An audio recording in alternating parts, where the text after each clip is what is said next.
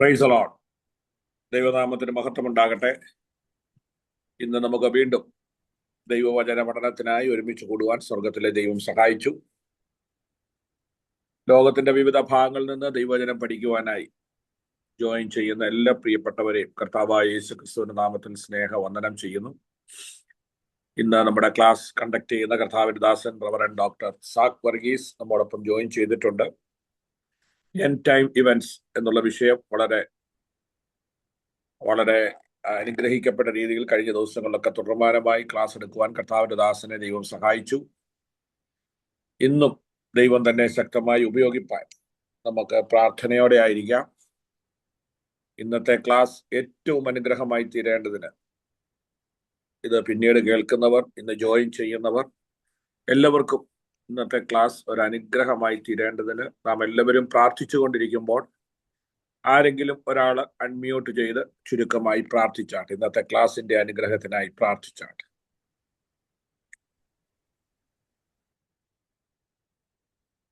കർത്താവേ, സ്തോത്രം സ്തോത്രം സ്തോത്രം സ്തോത്രം സ്തോത്രം.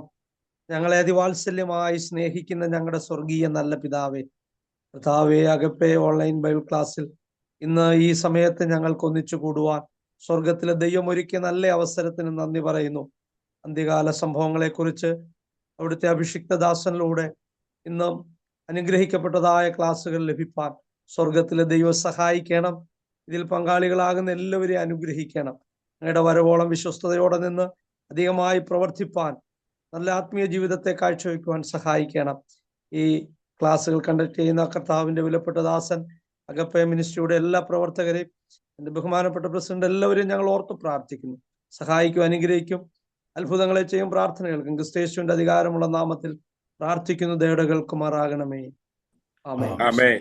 Thank you pastor. ദൈവം സഹായിക്കട്ടെ. തുടർന്നുള്ള ക്ലാസ് എടുക്കുവാൻ കർത്താവിന്റെ ദാസൻ റവറൻഡ് ഡോക്ടർ സാക് വർഗീസിനെ വളരെ സ്നേഹത്തോടെ ആദരവോടെ ക്ഷണിക്കുന്നു. Price the Lord. കർത്താവായ യേശുക്രിസ്തുവിൻ്റെ പരിശുദ്ധ നാമത്തിൽ എൻ്റെ സ്നേഹവന്ദനം നിങ്ങൾക്ക് എല്ലാവർക്കും അറിയിക്കുകയാണ്. പ്രിയ ലാലു പാസ്റ്റർ, ഷാജി പാസ്റ്റർ, അതുപോലെ സന്നിഹിതരായിരിക്കുന്ന എല്ലാ കർത്താവിൻ്റെ വലിയ ദേവദാസന്മാരെ, പഠിക്കുവാൻ വേണ്ടി വന്നിരിക്കുന്ന നിങ്ങളെല്ലാവരെയും യേശുക്രിസ്തുവിൻ്റെ നാമത്തിൽ സ്നേഹവന്ദനം അറിയിക്കുന്നു. കഴിഞ്ഞ തിങ്കളാഴ്ച എനിക്ക് പല യാത്രയിലായിരുന്നുകൊണ്ടാണ് ക്ലാസ് എടുക്കാൻ സാധിക്കാഞ്ഞത്. അതുകൊണ്ട് ഇങ്ങനെ ആ ക്ലാസ്സിൽ നിന്ന് എടുക്കുവാൻ അത് സ്കെഡ്യൂൾ മാറ്റി തന്ന പ്രിയ ലാലു പാസ്റ്ററിനെ ഞാൻ താങ്ക് യു. നമ്മുടെ ക്ലാസ് തുറന്നു പോകുമ്പോൾ അത് മൺഡേ തന്നെ എല്ലാ ആഴ്ചകളിലും നമ്മൾ തുടർച്ചയായിട്ട് ചെയ്യുന്ന പോലെ അതേ സമയത്ത് തന്നെ ആയിരിക്കും അടുത്ത മൺഡേയിൽ. അതുപോലെ തന്നെ നമുക്ക് ക്ലാസ് എടുക്കുന്നതായിരിക്കാം. Praise the Lord. നമ്മൾ വളരെ അർത്ഥവത്തായതും വളരെ അഗാധമായുമായ പഠനമാണ് ദാനിയേൽ പ്രവചനത്തിൻ്റെ എൻഡ് ടൈം പ്രോഫസീസ്. അതിൻ്റെ അന്ത്യകാല പ്രവചനങ്ങൾ ദാനിയേൽ കൂടി ദൈവം വെളിപ്പെടുത്തിയ ഈ പ്രവചനം, പ്രൈസ് ദി ലോർഡ്, വളരെ ആഴമായതും അഗാധമായതും ചരിത്രത്തിൽ അടിസ്ഥാനപ്പെട്ടതുമായ ഒരു പ്രവചനങ്ങളാണ്. Praise the Lord. ദാനിയേല് ഒരു രാജാവിൻ്റെ കീഴിൽ 3-ാം സ്ഥാനം വഹിച്ച് താൻ രാജ്യത്തിൻ്റെ വലിയ ഒരു ഭരണാധികാരിയായി ഇരുന്ന ഒരു വ്യക്തി ആയിരുന്നുകൊണ്ട് ആത്മീയ വിഷയങ്ങൾ മാത്രമല്ല, ലോകത്തിൻ്റെ ഭാവി എന്താണ്, അതിൻ്റെ അഡ്മിനിസ്ട്രേഷൻ എന്താണ് എന്നൊക്കെയും ദൈവം ദാനിയേൽ കൂടി നമുക്ക് വെളിപ്പെടുത്തി തന്നു. Price the Lord. ഈ ദാനിയേൽ പ്രവചനം പഠിക്കുമ്പോൾ നമ്മൾ പ്രത്യേകം ഓർക്കുന്ന വിഷയങ്ങൾ, it establishes the credibility of Bible, establishes the credibility of the Word of God. കാരണം ചരിത്രത്തിൽ അടിസ്ഥാനപ്പെടുത്തി ഈ പ്രവചനങ്ങളെല്ലാം ചരിത്രത്തിൻ്റെ ബന്ധത്തിൽ കൂടി കാണിക്കുന്നതുകൊണ്ട് തിരുവെഴുത്ത് വെറും ഒരു കഥയല്ല, പിന്നെയോ ഇത് ആധികാരികമായ വിഷയങ്ങളാണ്. ലോക ചരിത്രം ഇതിൽ കൂടി തുന്നിക്കയറ്റി വെച്ചിരിക്കുന്ന ഒരു വലിയ മഹത്തായ സംവിധാനമാണ് ഈ പ്രവചന വിഷയങ്ങൾ. ഹല്ലേലൂയ. പ്രത്യേകിച്ച് ദാനിയേലിൻ്റെ പ്രവചനം അനേക സാമ്രാജ്യങ്ങൾ, ലോകത്തിൽ ഉണ്ടായിക്കൊണ്ടിരുന്ന എല്ലാ സാമ്രാജ്യങ്ങളെയും ഉൾപ്പെടുത്തിക്കൊണ്ടാണ് ഈ രഹസ്യങ്ങൾ ദൈവം വെളിപ്പെടുത്തി കൊടുത്തത്. Price the Lord. ഇന്ന് അതുകൊണ്ട് ആദ്യമായിട്ട് നമ്മളിപ്പം കുറച്ച് ദിവസങ്ങളായല്ലോ ഈ വിഷയത്തെക്കുറിച്ച് പഠിച്ചതുകൊണ്ട്, അതുകൊണ്ട് ആദ്യമായിട്ട് ഞാൻ ഒരു ഒരു എന്തുവാ ഒരു സമ്മറി, അതിൻ്റെ ഒരു എല്ലാവരും ഒരുമിച്ചൊന്ന് ഇത്രയും നാളും പഠിച്ചത് എന്താണെന്നൊന്ന് പറഞ്ഞ് അതിനുശേഷമായിട്ട് നമുക്ക് ഇന്നത്തെ വിഷയത്തിലേക്ക് കടക്കാം. ഇന്നത്തെ നമ്മുടെ വിഷയം ദാനിയേൽ പ്രവചനം 10-ാം അധ്യായത്തിൻ്റെയും 11-ാം അധ്യായത്തിനും കൂടെയുള്ള ബന്ധത്തിൽ കൂടെ ഇന്ന് നമ്മൾ പഠിക്കുന്നതിന് അതിനു മുമ്പായിട്ട് ഇതേവരെ നമ്മൾ പഠിച്ച 4 ദർശനങ്ങൾ, സ്വപ്നങ്ങൾ. ഒന്ന്, നെബൂഖദ്നേസറിൻ്റെ വലിയൊരു ബിംബത്തെക്കുറിച്ചുള്ള സ്വപ്നമായിരുന്നു ആദ്യമായിട്ട് നമ്മൾ പഠിച്ചത്. രണ്ടാമതായിട്ട് ദാനിയേലിൻ്റെ ഇനിയുള്ള 2, 3, 4, 5 ഈ 4 ദർശനങ്ങൾ ദാനിയേലിന് ദൈവം കൊടുത്ത ദർശനങ്ങളാണ്. അതിൽ ഒന്നാമത്തേത് 4 മഹാമൃഗങ്ങളെക്കുറിച്ചുള്ള ദർശനം. അതിൽ കൂടി ലോകരാജ്യങ്ങൾക്ക് എന്ത് സംഭവിക്കും എന്ന്, ദാനിയേലിൻ്റെ രാജ്യമായിരിക്കുന്ന ഇസ്രായേലിന് എന്ത് സംഭവിക്കുമെന്ന് കാണിച്ചു കൊടുത്തു. ദാനിയേലിൻ്റെ രണ്ടാമത്തെ ദർശനം ഒരു ആട്ടുകൊറ്റനെയും കോലാടിനെയും കുറിച്ചുള്ളതായിരുന്നു. അതിൻ്റെ അർത്ഥം എന്താണെന്ന്, അതിൻ്റെ രഹസ്യം എന്താണെന്ന് നമ്മൾ പഠിച്ചു. അതിനുശേഷമായിട്ട് 70 ആഴ്ചവട്ടങ്ങളെക്കുറിച്ചുള്ള ദർശനം, അതാണ് ദാനിയേലിൻ്റെ മൂന്നാമത്തെ ദർശനം. 9-ാം അധ്യായത്തിൽ നമ്മൾ അതേ പഠിച്ചു. Praise Lord. ഞാൻ അതിനെക്കുറിച്ചെല്ലാം ഓരോ വാക്കുകൾ പറയാം. ഇന്ന് നമ്മൾ പഠിക്കുന്നത് ദർശനത്തിൻ്റെ പേര് ഇംഗ്ലീഷിൽ പറയുമ്പോൾ this is a war between the king of the south and the king of the north. വടക്ക് രാജ്യത്തെയും തെക്ക് രാജ്യത്തെയും രാജാക്കന്മാർ തമ്മിലുള്ള യുദ്ധത്തെക്കുറിച്ചാണ് ഈ പ്രവചനം സംസാരിക്കുന്നത്. ഇത്രയും നാൾ നമ്മൾ പഠിച്ച പ്രവചനങ്ങളെക്കാൾ എല്ലാം വളരെയധികം ആഴമായിട്ട്, ചരിത്രപരമായിട്ട്, വളരെ ഡീറ്റെയിലായിട്ട്, വളരെ വിശദീകരിച്ച് പറയുന്ന ഒരു പ്രവചനമാണ് ഈ 11-ാം അധ്യായത്തിൽ ഈ വടക്കേ രാജ്യത്തെയും തെക്കേ രാജ്യത്തെയും രാജാവിനെ കുറിച്ചുള്ള ഈ ദർശനം. Praise Lord. ഇത് അത്രമാത്രം ചരിത്രത്തിൽ അത് അടിസ്ഥാനപ്പെടുത്തി എഴുതിയിരിക്കുന്നത് കൊണ്ട് ചില വേദപണ്ഡിതന്മാരൊക്കെ പറഞ്ഞു ഈ പ്രവചനം ഇതെല്ലാം സംഭവിച്ചു കഴിഞ്ഞ് ആരോ എഴുതിയതാണ് ദാനിയേൽ പ്രവചനം, അതുകൊണ്ടാണ് ഇത്ര കൃത്യമായിട്ട് എഴുതാൻ സാധിച്ചതെന്ന്. അതല്ല സംഭവം. ദൈവത്തിൻ്റെ കാര്യപരിപാടികൾ വളരെയധികം കൃത്യനിഷ്ഠതയുള്ളതാണ്. അത് വളരെ ഡീറ്റെയിൽഡായിട്ട് ദൈവം ദാനിയേലിന് കൊടുത്തു. Praise Lord. നമ്മുടെ മുഖത്ത് ഒരു കാഴ്ച പോലെ അത് സംഭവിച്ചു. Praise Lord. അതുകൊണ്ട് വളരെയധികം ആധികാരികമായ ഒരു വിഷയമാണ് നമ്മൾ ഇന്ന് പഠിക്കാൻ പോകുന്ന വിഷയം. Praise Lord. അപ്പോൾ ഇതിനെക്കുറിച്ച് ഇനി എന്താണ് ഈ ദർശനങ്ങളുടെ പൊരുളുകൾ എന്ന് ഒരു വാക്യത്തിൽ കൂടെ ഓരോന്നിനെക്കുറിച്ച് ഞാൻ പറയാം. നെബൂഖദ്നേസറിൻ്റെ സ്വപ്നം എന്താണെന്ന് ചോദിച്ചാൽ നമ്മളെല്ലാം ഓർക്കുന്നുണ്ടായിരിക്കുമല്ലോ. നെബൂഖദ്നേസർ തൻ്റെ രാജധാനിയിൽ കിടക്കുന്ന സമയത്ത്, പള്ളിമെത്തയിൽ കിടക്കുമ്പോൾ, ഞാൻ ഈ പണിത ഈ മഹാസാമ്രാജ്യമായിരിക്കുന്ന ബാബിലോൺ സാമ്രാജ്യം, എൻ്റെ മഹത്തായ ഈ പാലസ്, ഇതൊക്കെ ഇതിനൊക്കെ എന്തു പറ്റും എന്ന് തന്നെ മനസ്സിൽ ചിന്താതി വരികയും മനസ്സിനെ അറിയുന്ന ദൈവം അന്ന് രാത്രി ഈ ദർശനത്തിൽ കൂടി തന്നോട് സകലതും വെളിപ്പെടുത്തി കൊടുത്തു. അതിൻ്റെ അർത്ഥം എന്താണെന്ന് പറഞ്ഞാൽ, ദാനിയേൽ പ്രവചനം 2-ാം അധ്യായത്തിന് 44-45 വാക്യങ്ങളിൽ എഴുതിയിരിക്കുന്നത് പോലെ അന്ത്യകാലത്ത് 10 രാജാക്കന്മാരുള്ള ഒരു കാലയളവ് വരും. Praise Lord. അധികാരമുള്ള 10 രാജാക്കന്മാരുടെ കാലത്ത് യേശു ക്രിസ്തുവിൻ്റെ രാജ്യത്തും the stone kingdom, the rock kingdom, Jesus is known as the rock of ages, rock kingdom പ്രത്യക്ഷമാകുമെന്ന്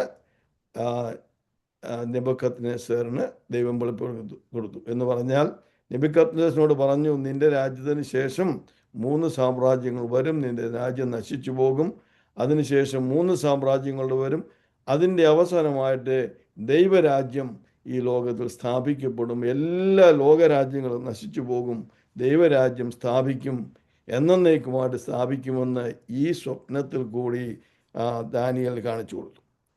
രണ്ടാമത്തെ സ്വപ്നം, അത് നമ്മൾ പഠിച്ചത് ദാനിയേലിൻ്റെ ആദ്യത്തെ ദർശനമാണ്. 4 മൃഗങ്ങൾ. ആ 4 മൃഗങ്ങളിൽ ഭയങ്കരമായ ഭീകരമായ മൃഗങ്ങളാണ്. ആദ്യത്തേത് സിംഹം, രണ്ടാമത്തേത് കരടി, മൂന്നാമത്തേത് പുള്ളിപ്പുലി, നാലാമത്തേത് പേര് പറയാൻ വയ്യാത്തവണ്ണം ഇതേവരെ ആരും കണ്ടിട്ടില്ലാത്ത ഭീകരമായ ഒരു മൃഗം. അതിൽ കൂടി ദൈവം ദാനിയേൽ കാണിച്ചു കൊടുത്തത് ഈ 10 രാജാക്കന്മാരിൽ, നമ്മൾ കഴിഞ്ഞ നെബൂഖദ്നേസറിന്റെ സ്വപ്നത്തിൽ പറഞ്ഞ ആ 10 രാജാക്കന്മാരിൽ 3 പേരെ നശിപ്പിക്കുന്ന അഹങ്കാരിയായ രാജാവ്, അത് മറ്റാരുമല്ല, എതിർ ക്രിസ്തുവാണ്, അന്ത്യക്രിസ്തു. ആ കാലത്ത്, ആ അന്ത്യക്രിസ്തുവിൻ്റെ കാലത്ത് യേശുവിൻ്റെ രാജ്യം പ്രത്യക്ഷമാകുമെന്ന് അല്പം കൂടെ ഒരു വെളിച്ചം കാണിച്ചു കൊടുത്തു. ആ പഴയ അതിന് മുമ്പിൽ കാണിച്ച് പ്രവചനത്തിന് ശേഷം. Price the Lord. അതാണ് അല്പം കൂടെ ആ ദാനിയേലിന് കാണിച്ചു കൊടുത്ത വിവരം. ഇനിയും ആട്ടുകൊറ്റൻ്റെയും കോലാടിൻ്റെയും ദർശനത്തിൽ കൂടി വേറൊരു കാര്യം അതിൽ കൂടി അല്പം കൂടെ വിശദീകരിച്ച് പറയുവാൻ, ഇംഗ്ലീഷിൽ പറഞ്ഞാൽ God zoomed in more into what is going to happen. അത് മുൻ റോമാ സാമ്രാജ്യത്തിൻ്റെ ഭാഗമായ ഗ്രീക്ക് രാജ്യങ്ങളിൽ ഒന്നിൽ നിന്ന് അഹങ്കാരിയായ രാജാവ് ഉദിക്കുന്ന കാലത്ത് യേശുവിൻ്റെ രാജ്യം എന്ന് പറഞ്ഞാൽ, നമ്മൾ കഴിഞ്ഞ ഈ 4 മൃഗങ്ങളുടെ കാര്യത്തിൽ പറഞ്ഞു. അതിൽ നിന്ന് ഈ 2 മൃഗങ്ങൾ, ആട്ടുകൊറ്റനും കോലാടും. ആട്ടുകൊറ്റനെ കുറിച്ച് പറയുമ്പോൾ മീഡോ പേർഷ്യൻ എംപയർ, കോലാടെന്ന് പറയുമ്പോൾ Grecian Empire, Alexander the great. ആ രാജ്യത്തിൽ നിന്ന്, ആ അലക്സാണ്ടറിൻ്റെ സാമ്രാജ്യമായിരിക്കുന്ന ഗ്രീസിൻ്റെ ഒരു ഭാഗമായിരിക്കുന്ന സാമ്രാജ്യത്തിൽ നിന്ന് ഈ വ്യക്തി, ഈ അന്ത്യക്രിസ്തു വരും എന്ന് ഒന്നുകൂടെ കാണിച്ചു കൊടുത്തു. അപ്പം നോക്കണേ, വളരെ ഹൈ ലെവലിൽ നിന്ന് ഓരോ ലെവല് കൂടുതലായിട്ട് ഇങ്ങനെ കാണിച്ചു തരികയാണ്. ആദ്യമേ 10 രാജാക്കന്മാരുടെ കാര്യം പറഞ്ഞു. അത് കഴിഞ്ഞപ്പോൾ പറഞ്ഞു 10 രാജാക്കന്മാരുടെ കാലത്ത് 3 രാജാക്കന്മാരെ നശിപ്പിക്കുന്ന ഒരു രാജാവ് എഴുന്നേൽക്കും. ആ രാജാവിൻ്റെ കാലത്ത് ദൈവം സ്വർഗത്തെ ദൈവരാജ്യം സ്ഥാപിക്കും. ഇപ്പോൾ പറയുന്നത് മീഡോ പേർഷ്യൻ രാജ്യത്തിന് ശേഷം ഒരു ഗ്രീക്ക് സാമ്രാജ്യം ഉണ്ടാകും. ആ ഗ്രീക്ക് സാമ്രാജ്യത്തിൽ ഈ പറയുന്ന ഈ വ്യക്തി, ഈ വമ്പ് പറയുന്ന ഒരു രാജാവ് ഉണ്ടാകും. ആ സമയത്ത് സ്വർഗത്തിലെ ദൈവം തൻ്റെ രാജ്യം ഈ ലോകത്തിൽ സ്ഥാപിക്കും. Price the Lord. ഇനിയും 70 ആഴ്ചവട്ടങ്ങളെ കുറിച്ച് പറയുമ്പോൾ അവിടെ വീണ്ടും ദാനിയേലിൻ്റെ ജനത്തെക്കുറിച്ച്, ഇസ്രായേലിനെ കുറിച്ചുള്ള കാര്യമാണ് പറയുന്നത്. നാളുകളായിട്ട് അബ്രഹാമിൻ്റെ വാഗ്ദത്തം മുതലേ ഉള്ള യേശുക്രിസ്തു വരുമെന്നുള്ള യഹൂദൻ്റെ വളരെ ആഗ്രഹം, അതെന്ന് സഫലമാകും. അതിനുശേഷമായിട്ട് അന്ത്യക്രിസ്തു വരും. അത് യേശുക്രിസ്തു തൻ്റെ 2ാമത്തെ വരവിൽ അന്ത്യക്രിസ്തുവിനെ നശിപ്പിച്ച് ഈ ലോകരാജ്യത്തെ എല്ലാം മാറ്റി യേശുവിൻ്റെ സാമ്രാജ്യം സ്ഥാപിക്കുമെന്ന് ഈ 70 ആഴ്ചവട്ടത്തിൻ്റെ ദർശനത്തിൽ കൂടി കാണിച്ചു. അതിൻ്റെ പ്രത്യേക വിഷയം ഇസ്രായേലിനെ കുറിച്ചുള്ള, ഇസ്രായേലിന് എന്ത് സംഭവിക്കും, ഇസ്രായേലിന് സംഭവിക്കുന്ന കാര്യമാണ് പറഞ്ഞത്. ആ പട്ടണങ്ങൾ യെരൂശലേം വീണ്ടും പണിയും, ദേവാലയം പണിയും, യേശു വരും, യേശു ക്രൂശിക്കപ്പെടും. അതിനുശേഷം ഒരു ജാതീയ ഭരണം അവസാനമായിട്ടുണ്ടാകും. അതിൻ്റെ അവസാനമായിട്ട് അന്ത്യക്രിസ്തു വരും. അന്ത്യക്രിസ്തുവിൻ്റെ നാശത്തോടെ വീണ്ടും സ്വർഗരാജ്യം സ്ഥാപിക്കുമെന്ന് താൻ ഈ 70 ആഴ്ചവട്ടത്തിലുള്ള ദർശനങ്ങൾ കൂടി പറഞ്ഞു കൊടുത്തു. Price the Lord. അതിനുശേഷമായിട്ട് ഇന്ന് അതിനെക്കുറിച്ച് ഞാൻ വിവരിക്കുന്നില്ല, നമുക്ക് സമയമില്ലാത്തതുകൊണ്ട്.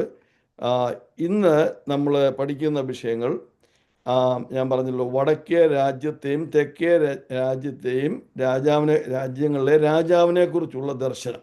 The king of the south and the king of the north. അതാണ് ഇന്ന് രാത്രിയിലെ നമ്മുടെ വിഷയം.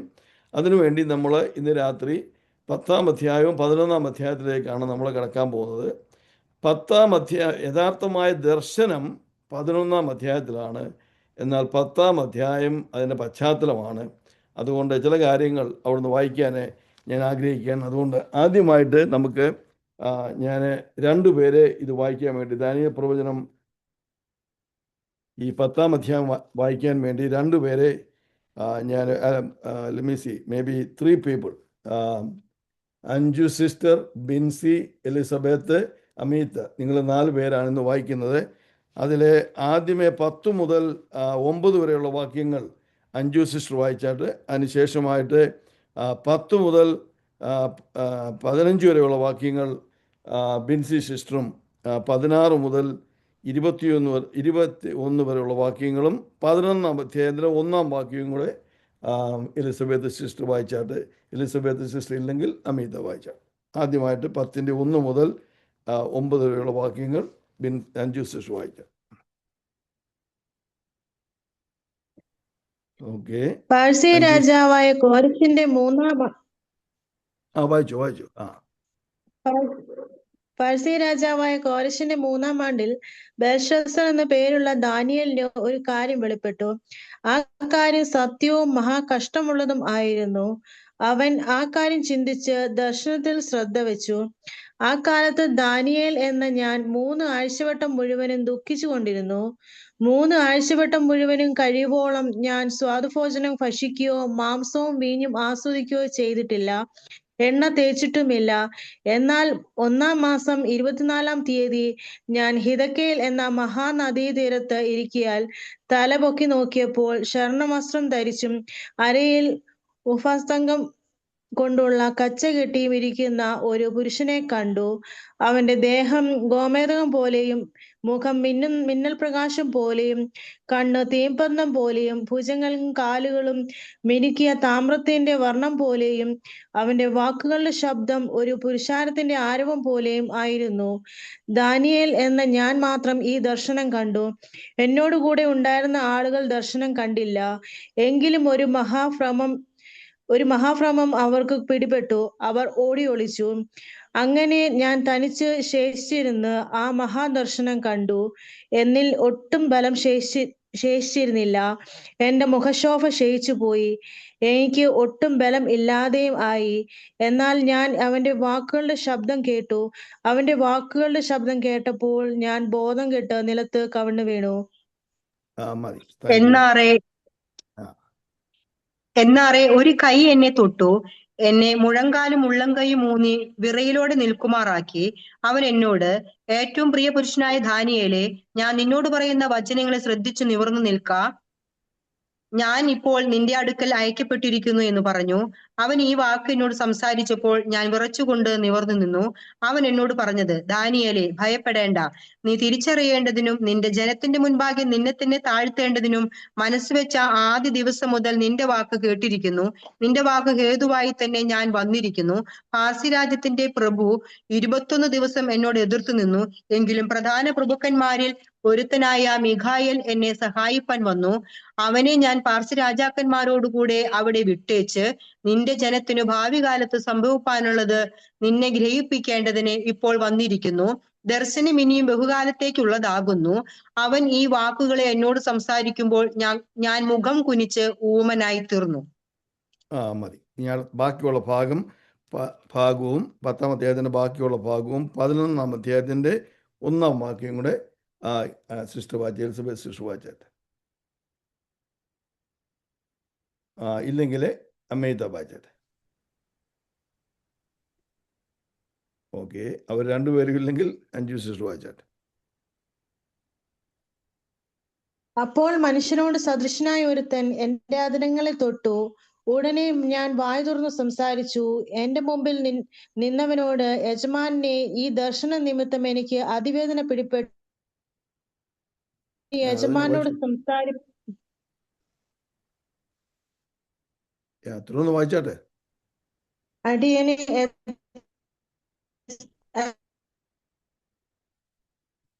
ശ്വാസം ശേഷിച്ചിരിപ്പ വന്ന് എന്നെ തൊട്ടു. ഭയപ്പെടേണ്ട, നിനക്ക് ചൂടെ അടുത്ത് പിടിച്ചാൽ അത് കേൾക്കുന്നില്ല എല്ലാവരും.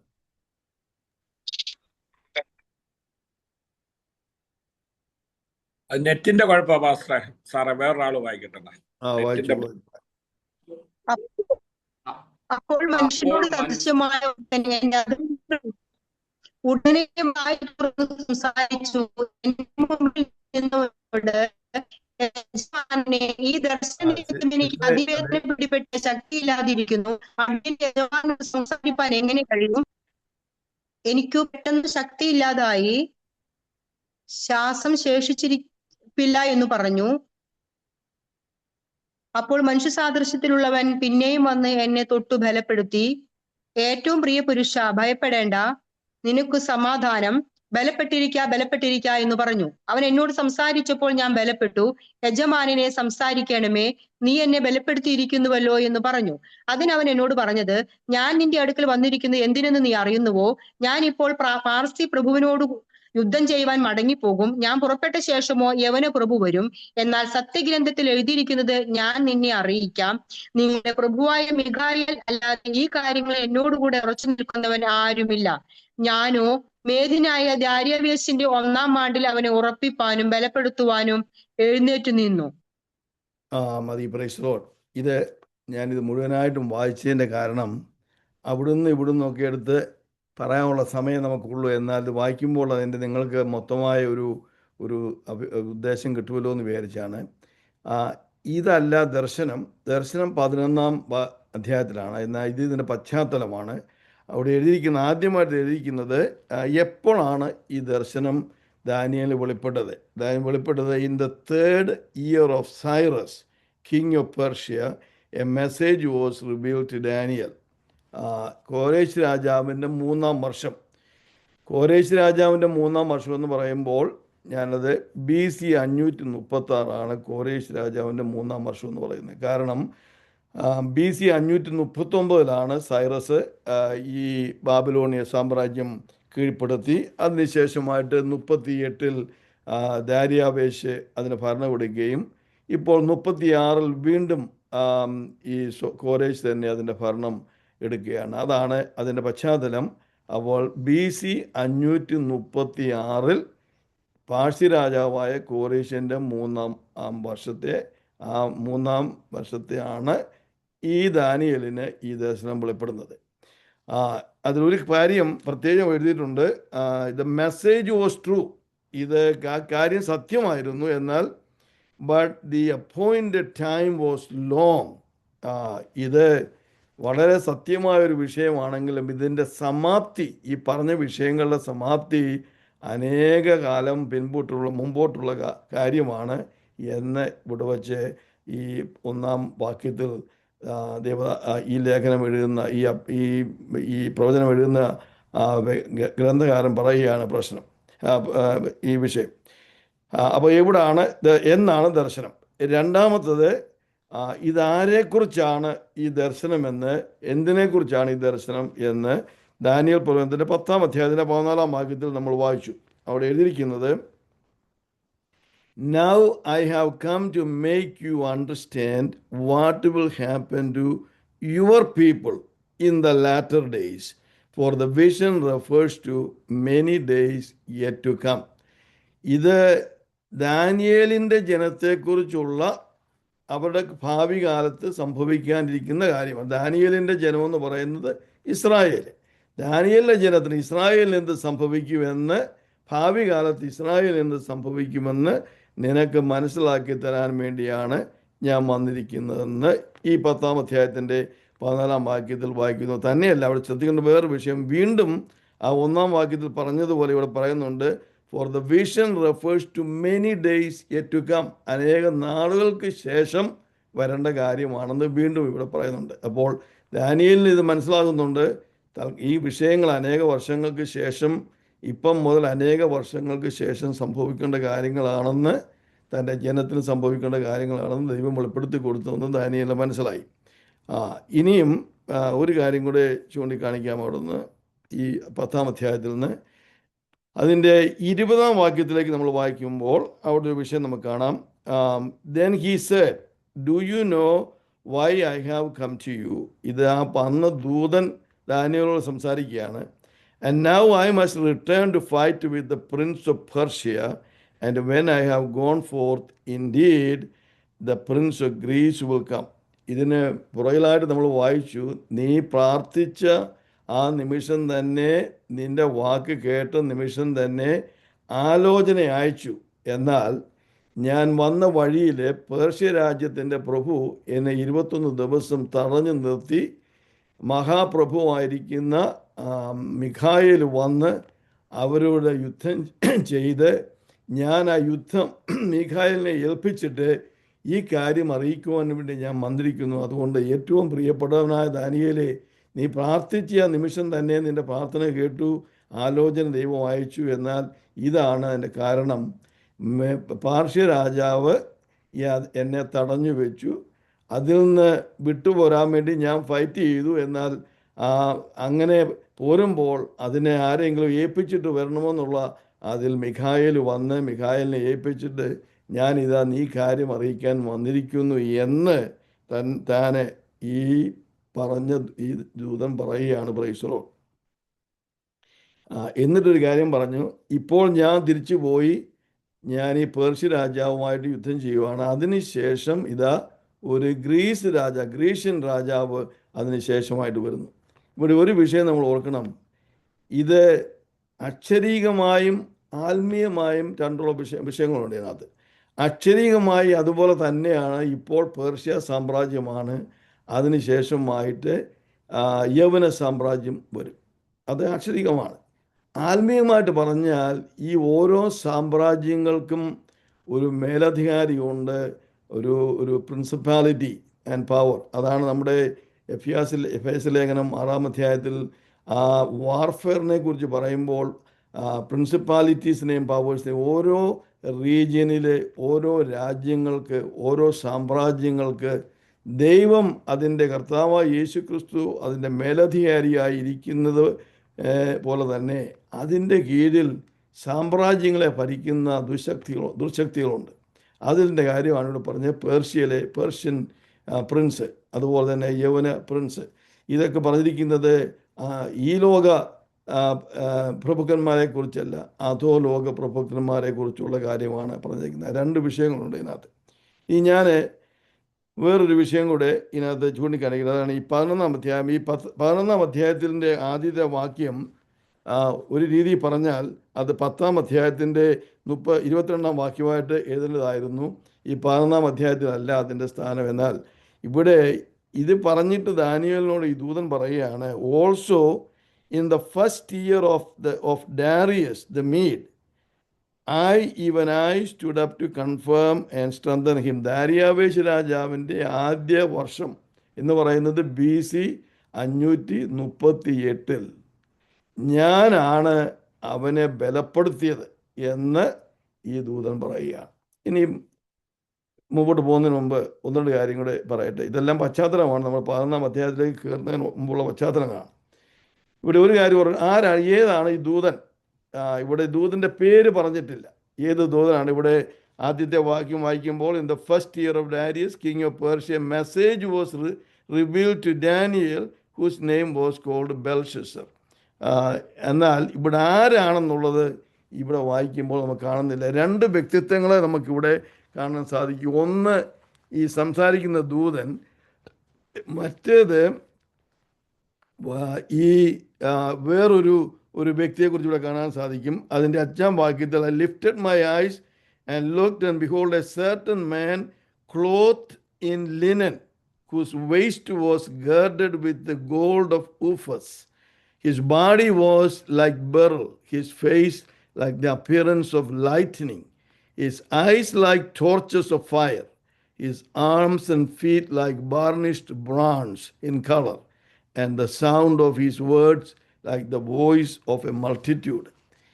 ഈ പറഞ്ഞിരിക്കുന്ന വിവരണം നോക്കുമ്പോൾ കർത്താവായ യേശു ക്രിസ്തുവിനെ കുറിച്ചുള്ള വിവരണവുമായിട്ട് വളരെ സാമീപ്യമുണ്ട്. Price the Lord. അതുകൊണ്ട് പല വേദപണ്ഡിതന്മാരും പറയുന്നത് ഈ പറഞ്ഞിരിക്കുന്ന ആ വ്യക്തിത്വം യേശു ക്രിസ്തുവാണ്. യേശു ക്രിസ്തു അവിടെ ദാനിയേലിന് പ്രത്യക്ഷപ്പെട്ടു. എന്നിട്ട് മറ്റ് ഇത് പറയുന്നയാൾ, ഈ ദൂതൻ ആരാണെന്ന് ചോദിച്ചാൽ മിക്കവാറും അത് ഗബ്രിയേലാണെന്ന് നമുക്ക് വിശ്വസിക്കാൻ സാധിക്കും. കാരണം ദൈവത്തിൻ്റെ മെസ്സേജ് എല്ലാം കൊണ്ടുപോകുന്ന വ്യക്തി ഈ ഗബ്രിയേലാണ്. യോഹന്നാനെ നമ്മൾ ലൂക്കോസിന് സുവിശേഷം വായിക്കുമ്പോൾ സക്കറായ പുരോഹിതനെ ദേവാലയത്തിൽ ഗബ്രിയേൽ വെളിപ്പെട്ടിട്ട് ഗബ്രിയേൽ പറയുന്ന ഒരു വിഷയമുണ്ട് അവിടെ.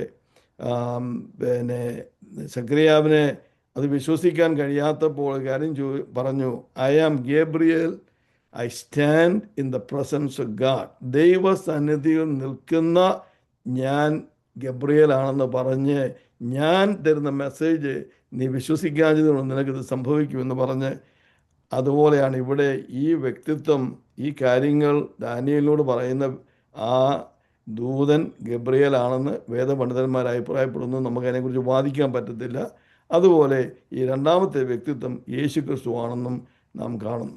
ഇനിയും നമുക്ക് ആ 11 അധ്യായത്തിൻ്റെ 1 വാക്യത്തിലേക്ക് തിരിച്ചു വരാം.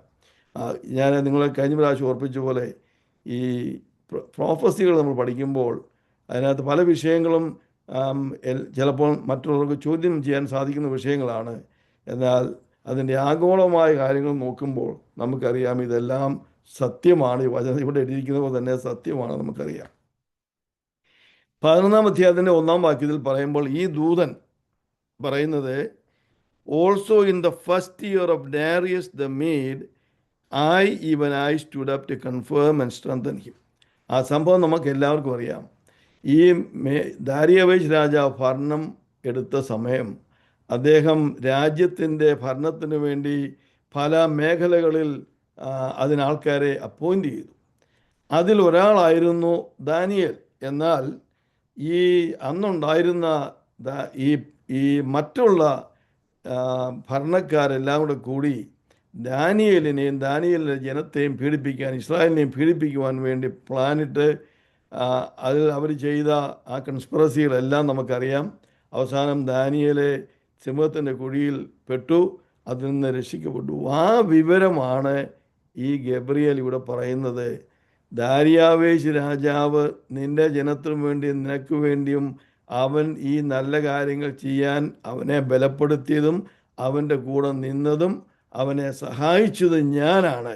എന്നിട്ട് ഒരു കാര്യം കൂടെ പറയുകയാണ്, എന്നാൽ ഈ കാര്യത്തിൽ നിങ്ങളെ സഹായിക്കാൻ ഞാനും നിങ്ങളുടെ പ്രഭുവായിരിക്കുന്ന മീഖായേലും അല്ലാതെ വേറെ ആരുമില്ല എന്ന് പറഞ്ഞാൽ, ഇസ്രായേലിൻ്റെ ഈ പേർഷ്യ സാമ്രാജ്യത്തിൻ്റെ മേലധികാരിയായി പേർഷ്യയിൽ ഒരു പ്രിൻസുണ്ട്, ഒരു പ്രഭുവുണ്ട്. യവന സാമ്രാജ്യത്തിന് മേലധികാരിയായി അധോലോകത്ത് ഒരു പ്രഭുവുണ്ട് എന്ന് പറഞ്ഞതുപോലെ ഇസ്രായേലിൻ്റെ പുറകിൽ അവരുടെ സംരക്ഷണത്തിന് വേണ്ടിയും പരിപാലനത്തിന് വേണ്ടിയും നിൽക്കുന്ന ഒരു പ്രഭുവാണ് മീഖായേൽ. ആ പ്രഭുവിനോട് കൂടെ ചേർന്ന് നിന്ന് പ്രവർത്തിക്കുന്ന വേറൊരു ദൂതനാണ് ഈ ഗബ്രിയേൽ. Price the Lord. അങ്ങനെ നമുക്ക് കാണാൻ ഇസ്രായേലിൻ്റെ ചരിത്രം ഇവിടെ കുറച്ചുകൂടെ ഭംഗിയായിട്ട് നമുക്ക് മനസ്സിലാക്കാൻ സാധിക്കും. വളരെ ചെറിയ ഒരു രാജ്യമെങ്കിലും ചെറിയ ഒരു ജനക്കൂട്ടം, നമ്മൾ കേരളത്തിലുള്ള ആ ജനസംഖ്യകളുടെ അത്രയും പോലുമുള്ള ജനസംഖ്യ ഉള്ള ഒരു രാജ്യമല്ല ഈ ഇസ്രായേൽ എന്ന് പറയുന്നത്. എന്നാൽ ഇന്ന് ലോക സാമ്രാജ്യങ്ങളെ വെല്ലുവിളിച്ചുകൊണ്ട് ലോകത്തിലെ വൻകിട്ട രാജ്യങ്ങളിൽ 10 രാജ്യങ്ങളിൽ ഏറ്റവും ഭീകരമായിരിക്കുന്ന 10 രാജ്യങ്ങളിലെ ഒരു രാജ്യമാണ് ഇസ്രായേല്. ഇത്രയും ചെറിയൊരു ജനം. എന്നാൽ അതിന് പിന്നിലുള്ള വിഷയം എന്താണെന്ന് നോക്കിയാൽ ഇത് നമ്മളെ പഠിപ്പിക്കുന്നത് ഇതിൻ്റെ മുമ്പിൽ ദൈവശക്തിയുണ്ട്. ഇസ്രായേലിൻ്റെ പരിപാലനത്തിന് വേണ്ടി ദൈവത്തിൻ്റെ കരമുണ്ട്. മീഖായേൽ അതിനുവേണ്ടി പ്രവർത്തിക്കുന്ന വ്യക്തിയാണ് എന്ന് ഇവിടെ നമുക്ക് കാണാൻ സാധിക്കും. ഇതാണ് ഈ 11 അധ്യായത്തിൽ നമ്മൾ ഇനിയും പഠിക്കാൻ പോകുന്ന ദർശനത്തിൻ്റെ പശ്ചാത്തലം. ഇത് മനസ്സിലായവരോ എല്ലാവരും ഒന്ന് കരമുയർത്തി കർത്താവിനെ സ്തുതിച്ചാൽ. Praise the Lord, praise the Lord, praise the Lord. ഇനി നമുക്ക് ഈ 11 അധ്യായത്തിലേക്ക് നമുക്ക് മടങ്ങാം. Praise God. അതിൽ നിന്ന് ചില വാക്യങ്ങൾ വീണ്ടും ഞാൻ വായിക്കാൻ ആഗ്രഹിക്കുന്നു. എന്നാൽ അതിന് മുമ്പായിട്ട് അല്പം കൂടി ഒരു മുഖവര പറഞ്ഞിട്ട് നമുക്ക് വായിക്കാം. ഈ ദാനിയേൽ പ്രവചനത്തിന് ഈ 11 അധ്യായത്തിൽ അതിനെ നമുക്ക് 2 ഭാഗങ്ങളായിട്ട് നമുക്ക് ഭാഗിക്കാൻ സാധിക്കും. അതിൻ്റെ 2 മുതൽ 35 വരെയുള്ള വാക്യങ്ങൾ ഒരു കാര്യത്തെക്കുറിച്ച് സംസാരിക്കുന്നു. 36 മുതൽ അതിനെ ബാക്കിയുള്ള വാക്യങ്ങൾ 36 മുതൽ 45 വരെയുള്ള വാക്യങ്ങൾ ഇതിൻ്റെ ഒരു തുടർച്ചമാനമാണെന്ന് നമുക്ക് തോന്നുമെങ്കിലും അത് തുടർച്ചമാനം ആണ്. എന്നാൽ അതോടുകൂടി തന്നെ ഭാവിയെക്കുറിച്ചുള്ള ഒരു വിവരണവും കൂടാണ്. എന്ന് പറഞ്ഞാൽ പ്രവചനങ്ങൾ നമ്മൾ പഠിക്കുമ്പോൾ നമ്മൾ ഓർക്കേണ്ട ഒരു വിഷയമുണ്ട്. ചിലപ്പോൾ പ്രവചനത്തിന് 2 ഘട്ടങ്ങളുണ്ട്. അത് പെട്ടെന്ന് സംഭവിക്കുന്ന ഒരു ഘട്ടവും അനേക വർഷങ്ങൾ കഴിഞ്ഞ് സംഭവിക്കുന്ന ഒരു ഘട്ടവും. അങ്ങനെ 2 ആ ഒരു പ്രവചനമാണ് ഈ 11 അധ്യായം. 11 അധ്യായം ആശ്ചര്യമായി നടക്കുന്ന ഒരു വിഷയമാണെങ്കിലും അതിന് മുമ്പിൽ എസ്കറ്റോളജി എന്ന് പറഞ്ഞാൽ ദൂരശാസ്ത്രത്തെക്കുറിച്ച് ഉള്ള ഒരു കാര്യങ്ങൾ കൂടി ഇതിനകത്തുണ്ട്. അപ്പോൾ 2 ഭാഗങ്ങളായിട്ട് നമുക്കിതിനെ തിരിക്കാം. 2 മുതൽ 35 വരെയുള്ള വാക്യങ്ങൾ ഒരു ഹിസ്റ്റോറിക്കൽ ഇവൻറ്റ്സ്, 36 മുതൽ 45 വരെയുള്ള വാക്യങ്ങൾ ഹിസ്റ്റോറിക്കൽ ഇവൻറ്റ്സ് ആണെങ്കിലും അതോടുകൂടി തന്നെ ഇസ്രായേലിൻ്റെ അത്യന്ത്യ ഭാവിയിൽ എന്ത് സംഭവിക്കുമെന്ന് ഉള്ള കാര്യങ്ങൾ ചൂണ്ടിക്കാണിച്ചുകൊണ്ട് കാണിക്കുന്ന ഒരു കാര്യമാണ് ഇവിടെ നമ്മൾ പഠിക്കാൻ പോകുന്ന പ്രൈസ് ലോർഡ്. അപ്പോൾ രണ്ട് കാര്യങ്ങൾ നിങ്ങളുടെ മനസ്സിലേക്ക് ഞാൻ കൊണ്ടുവരികയാണ്. ഈ ദർശനം ദാനിയേലിന് കൊടുക്കുമ്പോൾ ഞാൻ നിങ്ങളോട് പറഞ്ഞല്ലോ BC 536 അന്ന് ഈ പറയാൻ പോകുന്ന കാര്യങ്ങളൊന്നും നടന്നിട്ടില്ല. Praise Lord. അതുകൊണ്ട് ദാനിയേലിനെ സംബന്ധിച്ചിടത്തോളം ദാനിയേൽ 2 മുതൽ 35 വരെയുള്ള കാര്യങ്ങൾ ഭാവിയുടെ ഒരു ദർശനമാണ്.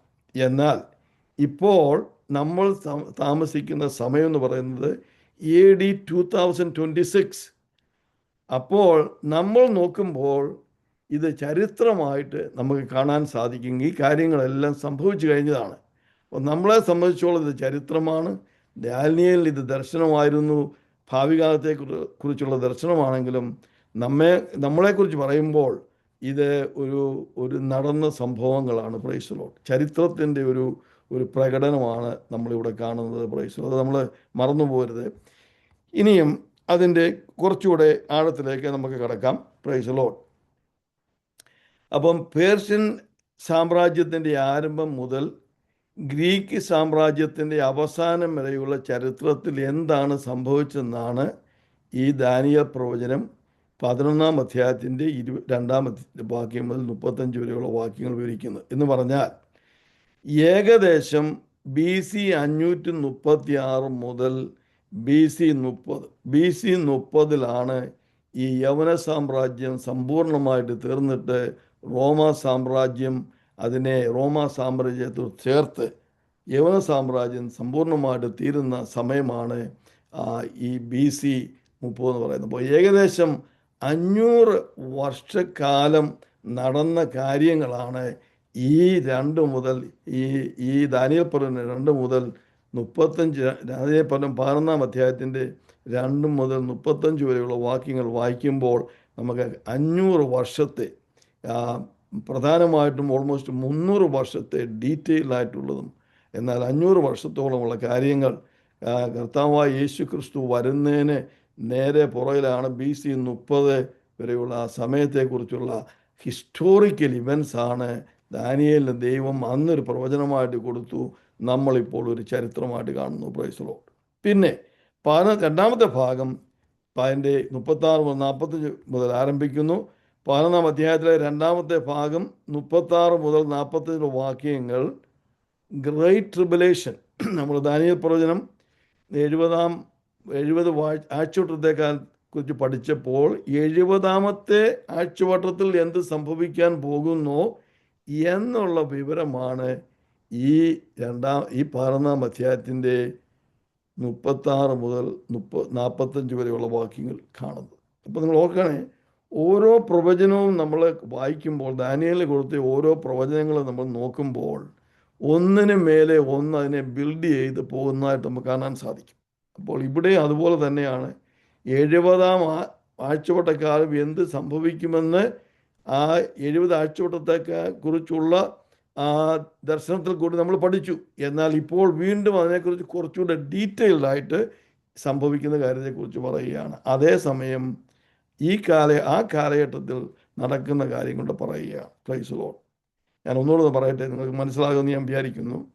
ദാനിയേൽ പ്രവചനം 11-ാം അധ്യായത്തിൻ്റെ 2 മുതൽ 35 വരെയുള്ള വാക്യങ്ങൾ അന്ന് ദാനിയേലിന് ദൈവം ഭാവിയെക്കുറിച്ചുള്ള ഒരു പ്രവചനമായിട്ട് കൊടുത്തു. BC 536 കണ്ട പ്രവചനം ഏകദേശം BC 30 വരെയുള്ള കാര്യങ്ങൾ, 500 വർഷത്തേക്കുള്ള കാര്യങ്ങൾ തനിക്കൊരു പ്രാവചനിക വിഷയമായിട്ട് വെളിപ്പെടുത്തി കൊടുത്തു. ഇന്ന് നമ്മളെ സംബന്ധിച്ചിടത്തോളം ആ വിഷയങ്ങളെല്ലാം ചരിത്രമായ വിഷയങ്ങളാണ്. അതുകൊണ്ട് ഞാൻ കുറച്ച് കാര്യങ്ങളത് മനസ്സിലാക്കി തരാം, നമുക്കെല്ലാം പഠിക്കാനുള്ള സമയമില്ലെങ്കിലും. 2-ാമത്തെ വിഷയം 70 ആഴ്ചവട്ടക്കാലത്തെക്കുറിച്ചുള്ള ദർശനത്തിൽ അന്തക്രിസ്തുവിൻ്റെ ഭരണമായ 70-ാമത്തെ ആഴ്ചയെക്കുറിച്ച് നമ്മൾ പഠിച്ചു. ഇത് പഠിക്കുമ്പോൾ ഈ അധ്യായം 11-ാം അധ്യായത്തിൻ്റെ 36 മുതൽ 45 വരെയുള്ള വാക്യങ്ങൾ വായിക്കുമ്പോൾ അതിനെക്കുറിച്ച് കൂടുതലായിട്ടുള്ള ഒരു വിപരീകരണം നമുക്ക് അവിടെ കാണാൻ സാധിക്കും. Price the Lord. ഹല്ലേലൂയ. ഇത്രയും നിങ്ങൾക്ക് മനസ്സിലായെന്ന് വിചാരിക്കുന്നു. നിങ്ങളെല്ലാവരും ഒന്ന് കൈ ഉയർത്തി ഒന്ന് പ്രൈസ് ദി ലോർഡ് പറയാമോ? മനസ്സിലായെങ്കിൽ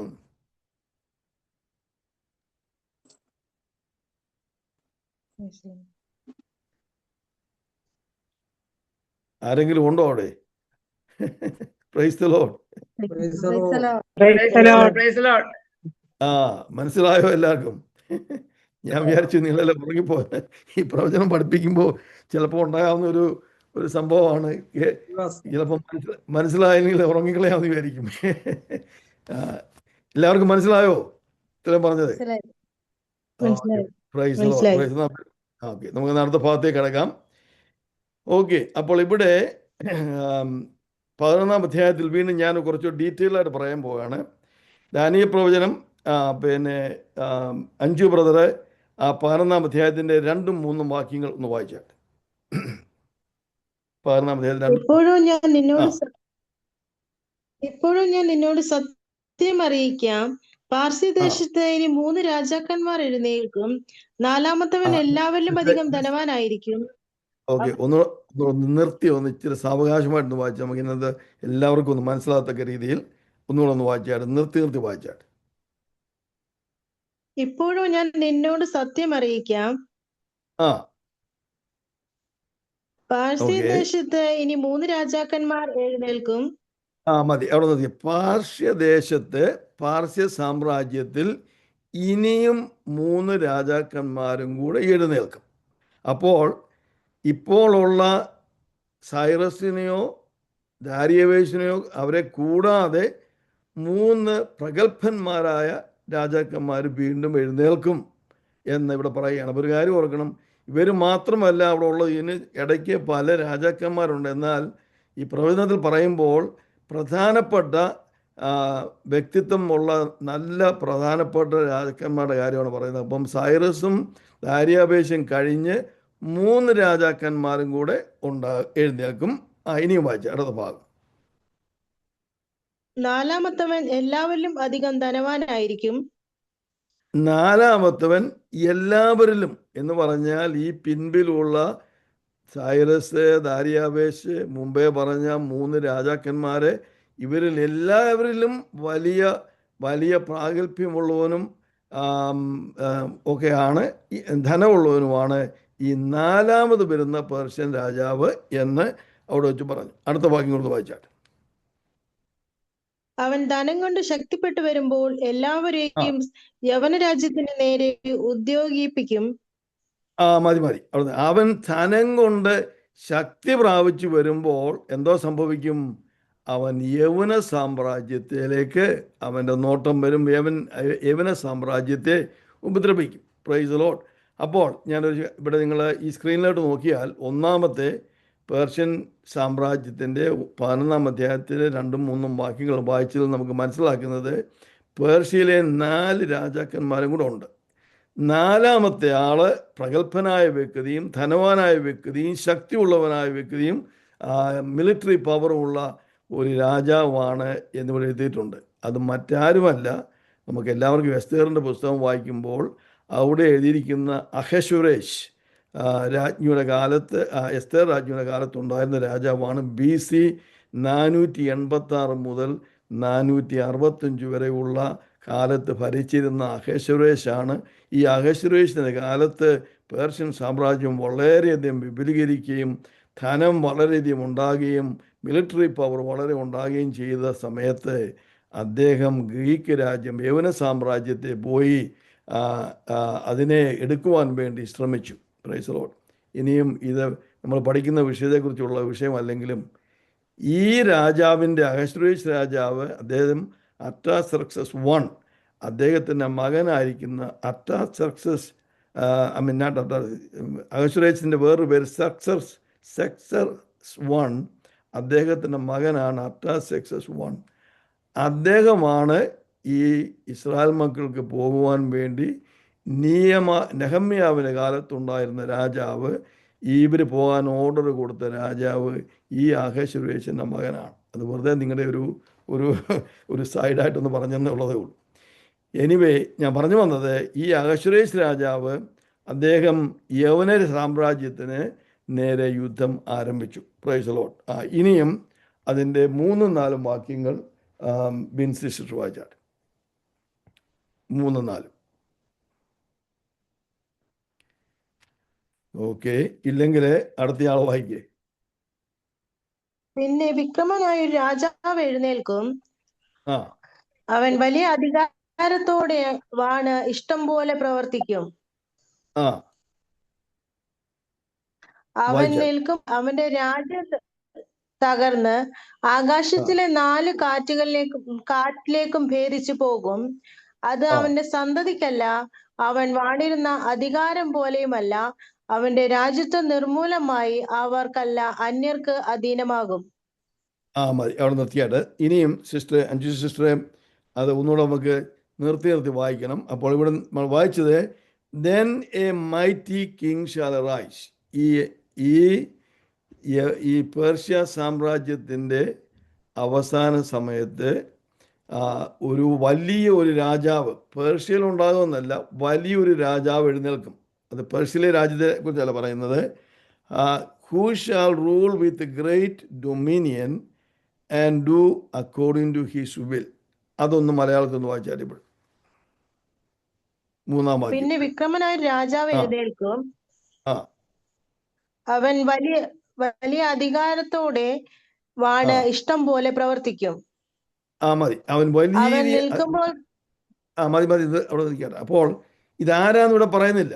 പേർഷ്യൻ രാജാവാണോ ഗ്രീക്ക് രാജാവാണോ ഇപ്പം പറയുന്നില്ല. എന്നാൽ അടുത്ത വാക്യം വായിക്കുമ്പോൾ നമുക്ക് കാണാൻ സാധിക്കും ഇത് പേർഷ്യ രാജാവല്ല, ഇത് യവന രാജാവാണെന്ന് മനസ്സിലാക്കാൻ സാധിക്കും. ഇനിയും വായിച്ചിട്ട്, അവൻ നിൽക്കുമ്പോൾ നിൽക്കുമ്പോൾ തന്നെ അവന്റെ രാജ്യം തകർന്ന് ആകാശത്തിലെ 4 കാറ്റിലേക്കും വേദിച്ചു പോകും. അത് അവന്റെ സന്തതിക്കല്ല. സിസ്റ്റർ നിർത്തിക്കാതെ, അവൻ ഇങ്ങനെ ശക്തമാനായിട്ട് വരുമ്പോൾ അവൻ്റെ രാജ്യം ബ്രേക്കപ്പ് ചെയ്ത് ആകാശത്തിലെ 4 കാറ്റുകളിലേക്ക് പോകും എന്ന് പറഞ്ഞാൽ, അത്ര പ്രഗത്ഭമായിരിക്കുന്ന ആകമാനം വ്യാപിച്ചിരിക്കുന്ന ആ സാമ്രാജ്യം ഈ ഭയങ്കര ശക്തിയോടെ നിൽക്കുന്ന സമയത്ത് അത് 4ആയിട്ട് പിളർന്നു പോകുമെന്ന് ദൈവത്തിൻ്റെ വചനം ഇവിടെ കാണിക്കുകയാണ്. Price the Lord. എന്നിട്ട് പറയുന്നുണ്ട്, ആ പിളർന്നു പോകുന്നതിന് ശേഷം പിളർന്നു പോകുന്ന ഭാഗങ്ങൾ അവൻ്റെ മക്കൾക്കോ കുഞ്ഞുമക്കൾക്കോ അല്ല, അവനുമായിട്ട് യാതൊരു ബന്ധവുമില്ലാത്ത വേറെ ആൾക്കാർക്കാണ് പോകുന്നത്. തന്നെയല്ല, ആ രാജ്യത്തെ പോലുള്ള ശക്തിയും ഇല്ലാത്ത രീതിയിലാണ് പിന്നീടുള്ളതെന്ന് ഈ 2 വാക്യങ്ങൾ 4-ാം വാക്യം വായിക്കുമ്പോൾ നമുക്ക് മനസ്സിലാകും. അത് ഒന്നുകൂടെ വായിച്ചാട്ടെ. അവൻ നിൽക്കുമ്പോൾ തന്നെ അവന്റെ രാജ്യം തകർന്ന് ആകാശത്തിലെ 4 കാറ്റിലേക്കും ഭേദിച്ചു പോകും. അത് അവന്റെ സന്തതിക്കല്ല, അവൻ വാണിരുന്ന അധികാരം പോലെയുമല്ല. അധികാരം പോലെയുമല്ല. അവന്റെ രാജ്യത്ത് നിർമൂലമായി അവർക്കല്ല, അന്യർക്ക് അധീനമാകും. അത് അന്യർക്ക് അധീനമാകും. ഈ വിവരണം കേൾക്കുമ്പോൾ നമുക്കറിയാം ഇതാരാണെന്ന്. ഇത് ഈ പേർഷ്യ സാമ്രാജ്യത്തിൻ്റെ അവസാനമായിട്ട് വരുമ്പോൾ യവന രാജാവായിരിക്കുന്ന അലക്സാണ്ടർ ദ ഗ്രേറ്റ്, മഹാനായ അലക്സാണ്ടർ രാജാവ് വന്ന് ഈ പേർഷ്യ സാമ്രാജ്യത്തെ കോൺക്വർ ചെയ്ത് താൻ വലിയ ശക്തിയോടെ വളർന്നു വരുന്ന സമയമാണ്. അദ്ദേഹത്തിൻ്റെ സാമ്രാജ്യം നമ്മുടെ ഇന്ത്യ രാജ്യത്തോളം വന്നു. അത്രമാത്രം യൂറോപ്പ് മുതലേ ഭയങ്കരമായി വ്യാപിച്ച് ഭയങ്കര ശക്തിയോട് ബലത്തോടെ അലക്സാണ്ടർ ഭരിക്കുന്ന സമയത്ത് പെട്ടെന്ന് അദ്ദേഹത്തിനൊരു പനി പിടിച്ച് വളരെ ചെറുപ്പകാലത്ത് തന്നെ അദ്ദേഹം മരിക്കാനിടയായി തീർന്നു. അതിനുശേഷമായിട്ട് അദ്ദേഹത്തിൻ്റെ 4 ജനറൽസ് അവരെ തൻ്റെ രാജ്യം വിഭാഗിച്ചെടുത്ത്, അതാണ് 4 കാറ്റിലേക്കും പോയെന്ന് പറയുന്നത്, 4ആയിട്ട് അത് വിഭാഗിച്ചെടുത്ത് അവർ ഓരോരുത്തരും അതിൻ്റെ ഓരോ ഭാഗമായി. അതുകൊണ്ടാണ് അവിടെ എഴുതിയിരിക്കുന്നത്, തൻ്റെ മക്കൾക്കല്ല തൻ്റെ ബന്ധുക്കൾക്കുമല്ല, പിന്നെയോ താനുമായിട്ട് ബന്ധമില്ലാത്തതെന്ന് പറയുന്നത് ഈ 4 ജനറൽസാണ്. മഹാനായ 4 ജനറൽസ്. അപ്പോൾ ഇവിടെ നോക്കാം, BC 336 മുതൽ 323 വരെയുള്ള കാലയളവിലാണ് അദ്ദേഹം ഈ ഭരണം നടക്കുന്നത്. അപ്പോൾ ഓർക്കണേ, ദാരിയാവേശ് പേർഷ്യൽ, സൈറസ് പേർഷ്യൽ 3-ാം വർഷം എന്ന് പറയുന്നത് ഈ ദർശനം ലഭിച്ച് 536-ലാണ്. 336 വരെ പേർഷ്യൻ സാമ്രാജ്യം ഭരിച്ചു എന്ന് പറഞ്ഞാൽ ഓൾമോസ്റ്റ് 200 വർഷങ്ങൾ പേർഷ്യൻ സാമ്രാജ്യം ലോകത്തെ ഭരിച്ചു. അതിനുശേഷമായിട്ട് യവന സാമ്രാജ്യം 336-ൽ അലക്സാണ്ടർ ദ ഗ്രേറ്റ്, മഹാനായ അലക്സാണ്ടറിൻ്റെ കീഴിൽ വന്നു. Praise Lord. ഞാനിതെല്ലാം പറഞ്ഞതിൻ്റെ ഉദ്ദേശം, ഈ 11-ാം അധ്യായത്തിലെ ദർശനം എന്ന് പറയുന്നത് മുഴുവനും ചരിത്രപരമായ വിഷയങ്ങളാണ്. ഇനിയും നമുക്ക് അടുത്ത ഭാഗത്തേക്ക് വരാം. ഇതാണ് തൻ്റെ 4 ജനറൽസ്. ഒന്ന് കസാൻഡർ മക്കതോനിയ എന്ന് പറയുന്ന ആ അലക്സാണ്ടറുടെ സാമ്രാജ്യത്തിൻ്റെ മക്കതോനിയ ഭാഗത്തിൻ്റെ രാജാവായിട്ട് കസാൻഡർ വന്നു. ലിസിമാക്കസ്, ലുദിയ, ബിഥനിയ, ഇന്നത്തെ ടർക്കി എന്ന് പറയുന്ന സ്ഥലത്തിൻ്റെ എല്ലാം ഭാഗമായിട്ട് അവൻ്റെ രാജാവായിട്ട് ലിസിമാക്കസ് വന്നു. സിറിയ, അസീറിയ, ഇന്നത്തെ ഇറാഖ്, ആ ഭാഗങ്ങളെല്ലാം സെലൂക്കസ് എന്ന് പറയുന്ന ജനറലിൻ്റെ കീഴിലും. ഈജിപ്റ്റ് എന്ന് പറഞ്ഞാൽ മിസ്രൈം, അന്ന് ഇപ്പോഴത്തെ ഈജിപ്റ്റ് ടോളമി എന്ന് പറയുന്ന ആ ജനറലിൻ്റെ കീഴിൽ വരാനിടയായി തീർന്നു. ഇങ്ങനെ 4ആയിട്ട്, അതുകൊണ്ടാണ് പറയുന്നത് തൻ്റെ സാമ്രാജ്യം 4ആയിട്ട് ഭാഗിക്കപ്പെട്ടു. 4 പട്ടാള നേതാക്കന്മാരെ അതിൻ്റെ അധികാരമെടുത്ത് അവർ തന്നെ രാജാവായിട്ട് മാറുകയാണ്. ഇതാണ് ഈ ആദ്യത്തെ 4 വാക്യങ്ങൾ വരെയുള്ള വാക്യങ്ങൾ നമ്മൾ വായിച്ചത്. Price the Lord. ഇനിയും 5 മുതൽ വീണ്ടും നമ്മൾ മുമ്പോട്ട് പോകുമ്പോൾ ഞാനത് ചുരുക്കി പറയാം. നമ്മൾ ഓരോ രാജാക്കന്മാരെ കുറിച്ച് ഇവിടെ പറഞ്ഞിരിക്കുന്ന ഈ 5-ാം അധ്യായം മുതൽ 5-ാം വാക്യം മുതൽ 35 വരെയുള്ള വാക്യങ്ങൾ വായിച്ചാൽ അവിടെ അനേക രാജാക്കന്മാരുടെ കാര്യങ്ങളുണ്ട്. ഇനിയും ഒരു കാര്യം കൂടെ മുമ്പ് പറയുന്നതിന് മുമ്പ്, ഈ 4 രാജ്യങ്ങൾ, ഈ അലക്സാണ്ടറിൻ്റെ യവന സാമ്രാജ്യം 4ആയിട്ട് വിഭാഗിക്കപ്പെട്ടതിൽ അതിൽ പ്രധാനമായ വിഷയങ്ങൾ ദൈവവചനത്തിൽ രേഖപ്പെടുത്തിയിരിക്കുന്നത് ഈ സെലൂക്കസിൻ്റെ ഭാഗത്തെക്കുറിച്ചും ടോളമിയുടെ ഭാഗത്തെക്കുറിച്ചുമാണ്. സെലൂക്കസ് സിറിയ, അസീറിയ എന്നതിൻ്റെ ഭാഗത്തിൻ്റെ രാജാവാണെന്ന് ഞാൻ പറഞ്ഞല്ലോ. അതിനാണ് നോർത്തേൺ കിങ്ഡം എന്ന് പറയുന്നത്. അപ്പോൾ എങ്ങനെയാണ് ബൈബിളിൽ, ഞാൻ കഴിഞ്ഞ പ്രാവശ്യം പറഞ്ഞു, ബൈബിളിൽ തെക്കെന്നോ വടക്കെന്നോ പടിഞ്ഞാറെന്നോ കിഴക്കെന്നോ ഒക്കെ പറയുമ്പോൾ ഇസ്രായേലിൻ്റെ പൊസിഷനെ ആസ്ഥാനപ്പെടുത്തിയാണ് പറയുന്നത്. അപ്പോൾ ഞാൻ കഴിഞ്ഞ പ്രാവശ്യം നിങ്ങളെ മാപ്പ് കാണിച്ചു. ഇസ്രായേലിൻ്റെ നോർത്തിലെ വടക്കായിട്ട് വരുന്ന രാജ്യമാണ് സിറിയയും അസീറിയ, ഇറാഖ്, ഇപ്പോഴത്തെ ടർക്കി. ഇതെല്ലാം ഇസ്രായേലിൻ്റെ നോർത്ത് എന്ന് പറഞ്ഞാൽ വടക്ക് ഭാഗത്ത്. മാപ്പെ നോക്കുമ്പോൾ ഇസ്രായേലിൻ്റെ മുകളിൽ ആണ്. അടുത്ത ആഴ്ച ഞാൻ നിങ്ങളെ മാപ്പ് കാണിക്കാം. അതിൻ്റെ ഇസ്രായേലിൻ്റെ തെക്കായിട്ട്, അതിൻ്റെ താഴെയായിട്ട് നോക്കുമ്പോൾ നമുക്ക് കാണാൻ സാധിക്കും. ഈ നോർത്തും സൗത്തും എന്ന് പറഞ്ഞാൽ മലയാളത്തിൻ്റെ വാക്ക് ഞാൻ പറയുന്നത് ശരിയാണെന്ന് ഞാൻ വിചാരിക്കുന്നു. ടോളമി ആണ് അതിൻ്റെ ഭരണാധികാരി, ഈജിപ്തിൽ ടോളമിയായിട്ട്. ഈ 2 രാജാക്കന്മാരെ കുറിച്ചാണ് ഈ പ്രവചനം പറയുന്നത്. King of the north, the Seleucid dynasty, സെലൂക്കസിൻ്റെ രാജാധി ഭരണത്തെക്കുറിച്ചാണ് the king of the north. അത് നിങ്ങൾ ഓർത്തിരിക്കണം. ടോളമിയുടെ ഭരണമാണ് കിങ് ഓഫ് ദ സൗത്ത്. ഇത് ഓർത്തിരിക്കണം. ഇനി ഞാൻ ഒരു കാര്യം വായിക്കട്ടെ, അതാണ് ഞാൻ നിങ്ങൾ ഇത് പറയാണ്ട്. ഈ കാര്യം ഒന്ന് ശ്രദ്ധിച്ച് കേൾക്കുക. പലസ്തീൻ നിയന്ത്രണത്തെ ചൊല്ലി ടോളമിക്കും ഈജിപ്തും സെലൂക്കസ് സിറിയയും തമ്മിൽ നടന്ന യഥാർത്ഥ യുദ്ധങ്ങൾ, രാഷ്ട്രീയ വിവാഹങ്ങൾ, സംഘർഷങ്ങൾ എന്നിവയുടെ വിശദമായ ചരിത്രരേഖയാണ് 5 മുതൽ 35 വരെയുള്ള വാക്യങ്ങൾ. നമ്മൾ ഈ ദൈവവചനത്തിൽ വായിക്കുമ്പോൾ ഈ 11-ാം അധ്യായത്തിൻ്റെ 5 മുതൽ 35 വാക്യങ്ങൾ വായിക്കുമ്പോൾ ഈ 2 രാജാക്കന്മാരെ, ടോളമിയും സെലൂക്കസും, ടോളമി എന്ന് പറയുന്നത് തെക്കേ രാജ്യം, ടോളമി എന്ന് പറയുന്നത് തെക്കേ രാജ്യം, നോർത്തും സൗത്തും. അതിൻ്റെ ടോളമി അതിൻ്റെ സൗത്തും, സെലൂക്കസ് അതിന് നോർത്തും. Price the Lord. ഈ രണ്ട് രാജ്യങ്ങൾ തമ്മിലുള്ള അനേക യുദ്ധങ്ങൾ, ഇത് ടോളമി എന്ന് പറയുമ്പോൾ ഒരു അല്ല, ടോളമി ഈസ് എ ഡൈനസ്റ്റി എന്ന് പറഞ്ഞാൽ ആ ടോളമിയുടെ കുടുംബത്തിൽ തന്നെ അനേക ടോളമീസ് ഉണ്ട്.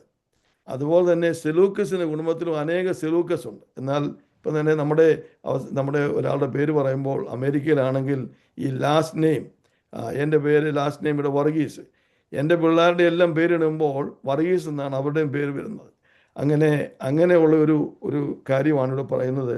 ടോളമി എന്ന് പറയുന്ന ഒരു ഡൈനസ്റ്റി, അനേക രാജാക്കന്മാർ ഭരിച്ച ഒരു ഭരണ കാര്യമാണ്. അതുപോലെ തന്നെ സെലൂക്കസും. എന്നാൽ അവർ പ്രധാനമായ ചില രാജാക്കന്മാരെ കുറിച്ച് നമ്മൾ സംസാരിക്കും. ഞാൻ പറയാൻ വന്നത് ഈ 2 വാക്യം മുതൽ 35 വാക്യങ്ങൾ വരെ വായിക്കുമ്പോൾ അങ്ങനെയുള്ള അനേക രാജാക്കന്മാരെ 2 വശത്തും നിന്ന് അവർ യുദ്ധം ചെയ്യുന്ന വിഷയമാണ് ഇതിനകത്തെ ഒരു വിഷയം. രണ്ടാമത്തെ വിഷയം, ഈ 2 രാജാക്കന്മാരും തമ്മിൽ ഇതിനിടയ്ക്ക് കുറച്ച് റിലേഷൻഷിപ്പ് ഉണ്ടാകും, ബന്ധങ്ങളുണ്ടാകും. അവരുടെ മക്കളെ അങ്ങോട്ടും ഇങ്ങോട്ടും കൊടുത്ത് കല്യാണം കഴിപ്പിച്ച് ഒരു സമാധാനം ഉണ്ടാക്കാൻ ശ്രമിക്കുന്ന വിവരങ്ങൾ, അതാണ് രാഷ്ട്രീയ വിവാഹങ്ങൾ. യഥാർത്ഥമായുള്ള സ്നേഹത്തിൻ്റെ പേരിലല്ല, രാഷ്ട്രീയ സമാധാനത്തിന് വേണ്ടിയുള്ള വിവാഹങ്ങൾ, സംഘർഷങ്ങൾ എന്നിവയുടെ വിശദമായ ചരിത്രരേഖയായി 5 മുതൽ 35 വാക്യങ്ങൾ നമുക്ക് വായിക്കാൻ സാധിക്കും. അത് നിങ്ങൾ ഗൂഗിൾ ചെയ്ത് അത് നല്ലവണ്ണം കിട്ടും. നിങ്ങൾ ഗൂഗിൾ ചെയ്താൽ മതി, what is the wars between Ptolemy and Seleucus in the Bible, Daniel 11. Daniel 11 അധ്യായത്തിൻ്റെ അവിടെ പറയുന്ന ഈ തെക്കേയിലും വടക്കേതിലും രാജാക്കന്മാരെ കുറിച്ചുള്ള യുദ്ധങ്ങളെക്കുറിച്ച് ഒന്ന് പറയാൻ പറഞ്ഞാൽ ചാറ്റ് GPT,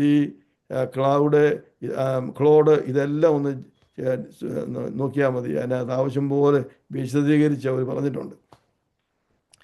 അങ്ങനെ ഞാനത് പറയുന്നതിൻ്റെ കാര്യം, നമ്മുടെ ചരിത്രമല്ല നമ്മുടെ വിഷയം ഇതിനകത്തെ പ്രാവചനിക വിഷയം, ആത്മീയ വിഷയമാണ്. അതുകൊണ്ടാണ് ചരിത്രത്തിൻ്റെ ഒരു ബാക്ക്ഗ്രൗണ്ട് ഞാൻ തരുന്നുണ്ടെങ്കിലും ആ പ്രാവചനിക വിഷയത്തിലേക്ക് ഞാൻ പോകുന്നതിൻ്റെ കാരണം. നമുക്ക് 2 മിനിറ്റൂടെ ഉള്ളൂ ഇന്നത്തെ ക്ലാസ്സിൽ, അതുകൊണ്ട് പെട്ടെന്ന് ഞാൻ പറഞ്ഞ് അവസാനിപ്പിക്കാം.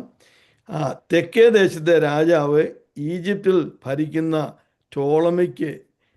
ടോളമിക് രാജവംശത്തെ പ്രതിനിധീകരിക്കുന്നു എന്ന് പറഞ്ഞാൽ, the name Ptolemy represents the southern kingdom. The name Seleucus represents the northern kingdom. അത് ഓർത്തോണം. മലയാളത്തിൽ വായിച്ചാൽ വടക്കേ ദേശത്തെ രാജാവ് സിറിയയിൽ ഭരിക്കുന്ന സെലൂക്കസ് രാജവംശത്തെ 2 വംശങ്ങളാണ്, ടോളമി വംശവും സെലൂക്കസ് വംശവും. Praise the Lord. ഞാൻ അടുത്ത സ്ലൈഡ് എന്താണെന്ന് നോക്കട്ടെ. തൽക്കാലം നമുക്കിവിടെ ഈ ഒരു സ്ലൈഡും കൂടെ പെട്ടെന്ന് പറയാൻ തീർക്കാം. അതിൻ്റെ പിന്നീട് വരുമ്പോൾ വടക്കേ ദേശത്തിലെ രാജാവിൻ്റെ പിൻഗാമികളിൽ അന്ത്യോക്യസ് എന്നു പേരുള്ള ചില ഭരണാധികാരികൾ വരുന്നുണ്ട് ഈ നോർത്തേൺ കിങ്ഡത്തിൽ നിന്ന്. പ്രത്യേകിച്ച് അന്ത്യോക്യസ് 4 എപ്പിഫാനസ് എന്ന് പറയുന്ന ഒരു പ്രഗത്ഭനായ, നീചനായ, ദുഷ്ടനായ ഒരു രാജാവ് എഴുന്നേൽക്കുന്നുണ്ട്. യഹൂദന്മാരെ കഠിനമായി പീഡിപ്പിക്കുകയും യഹൂദന്മാരുടെ ആലയം നശിപ്പിക്കുകയും അശുദ്ധമാക്കുകയും, ക്ഷേത്രം എന്നിവിടെ ആ പരിഭാഷ ചെയ്ത് തെറ്റിപ്പോയതാണ്, ആലയം അശുദ്ധമാക്കുകയും ചെയ്തു.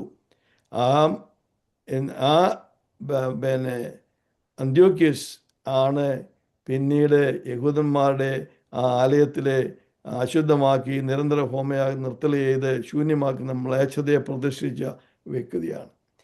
ഇതുകൊണ്ട് തന്നെ വാക്കുകൾ ഇവിടെ ഞാൻ അവസാനിപ്പിക്കട്ടെ. ഇന്ന് രാത്രി നമ്മൾ പറഞ്ഞ വിഷയങ്ങൾ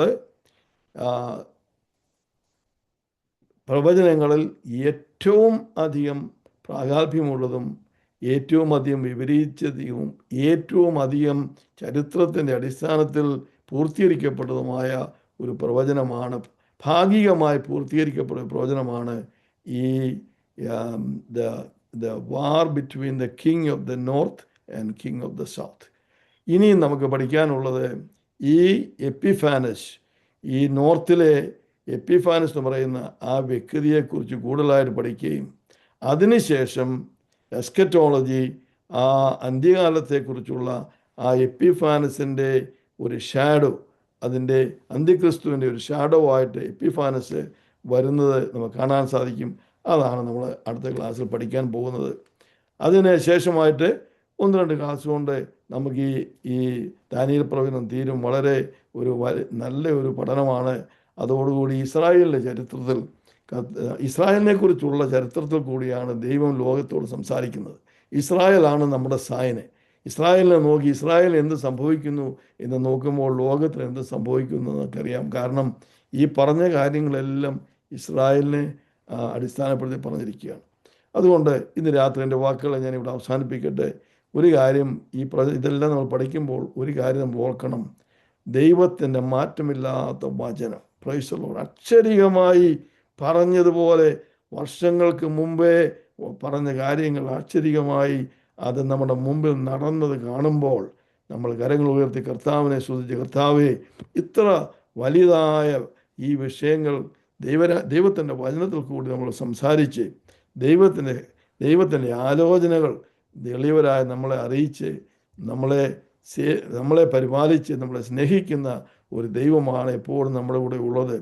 ഒരു ദൂതനെ അയച്ച് മഹാപ്രഭുവായ മിഖായേലിനെയും ഗബ്രിയേലിനെയും അയച്ച് ദാനിയേലിനോട് സംസാരിക്കുകയും ദാനിയേലിൻ്റെ ജനത്തിനെ സംരക്ഷിക്കുകയും ചെയ്യുന്ന ആ ദൈവത്തെയാണ് നമ്മളും സേവിക്കുന്നത്. നമ്മളെയും നമ്മുടെ പരിപാലകനായ ദൈവം, പരിപാലകനായ യേശു, അവൻ ഉറങ്ങുന്നില്ല. അവൻ നമ്മളെയും പരിപാലിച്ച് നമ്മളെയും സ്നേഹിച്ച് നമ്മുടെ ഭാവിയെ ഭദ്രമാക്കി അതിന് അവസാനമായിട്ട് ഏറ്റവും മനോഹരമായ ഒരു ഭാവി നമുക്ക് ഒരുക്കുന്നുവെന്ന് ഈ പ്രവചന വാക്യത്തിൽ കൂടി നമുക്ക് കാണാൻ സാധിക്കും. അതിനാൽ കർത്താവ് ഈ വചനങ്ങളാൽ നിങ്ങളെ എല്ലാവരെയും അനുഗ്രഹിക്കട്ടെ. കർത്താവിൻ്റെ വരവ് വരാൻ താമസിച്ചെങ്കിൽ ഈ തിങ്കളാഴ്ച വീണ്ടും നമുക്ക് കാണുകയും ഈ ദൈവവചനം പഠിക്കുകയും ചെയ്യാം. Price the Lord. Praise the Lord. വളരെ അനുഗ്രഹിക്കപ്പെട്ട ക്ലാസ് എടുക്കുവാൻ കർത്താവിന്റെ ദാസനെ ഇന്ന് ദൈവം സഹായിച്ചത് ഓർത്ത് ദൈവത്തിന് സ്തോത്രം ചെയ്യുന്നു. കർത്താവിന്റെ ദാസനോടും ജോയിൻ ചെയ്ത എല്ലാ പ്രിയപ്പെട്ടവരോടും പ്രത്യേക നന്ദി അറിയിക്കുന്നു. നമുക്ക് പ്രാർത്ഥനയോടെ ആശീർവാദത്തോടെ പിരിയാം. Praise the Lord. നാളെ നമ്മുടെ ചാപ്പൽ സർവീസ് ഉണ്ടായിരിക്കുന്നതല്ല. നാളെ ഇൻഡിപെൻഡൻസ് ഡേ പ്രമാണിച്ച് എനിക്കറിയാം എല്ലാവർക്കും പ്രോഗ്രാമും ഒക്കെ ഉള്ളത് കൊണ്ട് നമ്മുടെ ചാപ്പൽ സർവീസോ മറ്റു പ്രവർത്തനങ്ങളോ നമ്മുടെ ഒരു പരിപാടി ഉണ്ടായിരിക്കുന്നതല്ല. നമുക്ക് പ്രാർത്ഥിക്കാം. ആരെങ്കിലും ദൈവാത്മാവ് പ്രേരിപ്പിക്കുന്ന ഒരാൾ അൺമ്യൂട്ട് ചെയ്ത് പ്രാർത്ഥിച്ചാൽ. സ്തോത്രം. പരിശുദ്ധനും നീതിമാനുമായ ഞങ്ങളുടെ സ്വർഗീയ നല്ല പിതാവേ, അനുഗ്രഹിക്കപ്പെട്ട ഒരു സമയത്തിനായി സ്തോത്രം ചെയ്യുന്ന കർത്താവേ, ഇന്ന് രാത്രിയിലും കർത്താവേ ഈ അഗേപ്പ എന്ന ഈ ഹാലയിലെ മീറ്റിങ്ങിലൂടെ കർത്താവിന്റെ വചനം കർത്താവെ ആഴത്തിൽ പഠിക്കുവാനും സ്വർഗത്തിലെ ദൈവം ഞങ്ങൾക്ക് അവസരങ്ങൾ തന്നതിനായി സ്തോത്രം ചെയ്യുന്ന കർത്താവെ, ഇന്ന് രാത്രിയിൽ ഞങ്ങൾക്ക് കർത്താവ് ഈ പഠന വിഷയവുമായി കടന്നു വന്ന കർത്താവിന്റെ ദാസനെ ഓർത്ത് സ്തോത്രം ചെയ്യുന്ന കർത്താവിന്റെ ദാസനിലൂടെ കേൾപ്പിച്ചാറുള്ള ദൈവിക ശബ്ദം കർത്താവെ, അത് അടിയങ്ങളുടെ ജീവിതത്തിൽ കർത്താവെ ഈ വചന ഹാലലിയ ശുശ്രൂഷകൾക്ക് ഉപകാരപ്പെടുന്ന തരങ്ങളിലേക്ക് സ്വർഗത്തിലെ ദൈവം ഞങ്ങളെ കർത്താവെ വരും ദിവസങ്ങളിലെല്ലാം കർത്താവെ അതിനുവേണ്ടി ഉപയോഗിക്കുമെന്ന് ഞങ്ങൾ വിശ്വസിച്ചു പ്രാർത്ഥിക്കുന്ന കർത്താവ്. സ്വർഗത്തിലെ ദൈവമേ, ഇന്ന് ഈ പ്ലാറ്റ്ഫോമിൽ കടന്നു വന്നിരിക്കുന്ന ഓരോ കർത്താവിന്റെ മക്കളോടും കർത്താവെ ഈ ദാനിയേൽ പ്രവാചകന്റെ പുസ്തകത്തിലൂടെ ദൈവാത്മാവ് ഇടപെട്ടതിനെ ഓർത്ത് സ്തോത്രം ചെയ്യുന്ന കർത്താവ്, ആഴത്തിൽ കിടക്കുന്ന ദൈവികമായിട്ടുള്ള മർമ്മങ്ങളെ വെളിപ്പെടുത്തി തരുവാൻ സ്വർഗത്തിലെ അപ്പച്ചൻ കർത്താവെ ഞങ്ങൾക്ക് വേണ്ടി ഒരുക്കി വെച്ചതാണെന്ന് ഞങ്ങൾ വിശ്വസിച്ചു പ്രാർത്ഥിക്കുന്ന കർത്താവെ, അങ്ങയുടെ മഹത്വം വെളിപ്പെടണം കർത്താവെ. ഞങ്ങൾ കർത്താവെ ഈ കോഴ്സ് കംപ്ലീറ്റ് ചെയ്ത് കഴിയുമ്പോൾ കർത്താവിന് വേണ്ടി വളരെയധികം പ്രയോജനപ്പെടുന്ന മക്കളായിട്ട് മാറുവാൻ തക്കവണ്ണം കർത്താവെ, ഞങ്ങളായിരിക്കുന്ന ദേശത്ത് മാത്രമല്ല അനേകം ഇടങ്ങളിലേക്ക് കർത്താവിന്റെ തിരുവചനവുമായി കടന്നു പോകാനും കർത്താവിന് വേണ്ടി അനേകം വയലുകളെ കൊയ്തെടുപ്പാൻ തക്കവണ്ണം അനേകം ആത്മാക്കളെ നേടുവാൻ തക്കവണ്ണം സ്വർഗത്തിലെ ദൈവം ഞങ്ങളുടെ മേൽ അഭിഷേകം പകരുമെന്ന് ഞങ്ങൾ വിശ്വസിച്ച് പ്രാർത്ഥിക്കുന്ന കർത്താവെ. പരിശുദ്ധനും നീതിമാനുമായ ദൈവം ഞങ്ങൾക്ക് വേണ്ടി അത്ഭുതങ്ങളെ ചെയ്യുമെന്ന് ഞങ്ങൾ വിശ്വസിച്ചു പ്രാർത്ഥിക്കുന്ന കർത്താവെ. അങ്ങയുടെ മഹത്വം ഇന്ന് രാത്രിയിലും വെളിപ്പെടണം കർത്താവെ.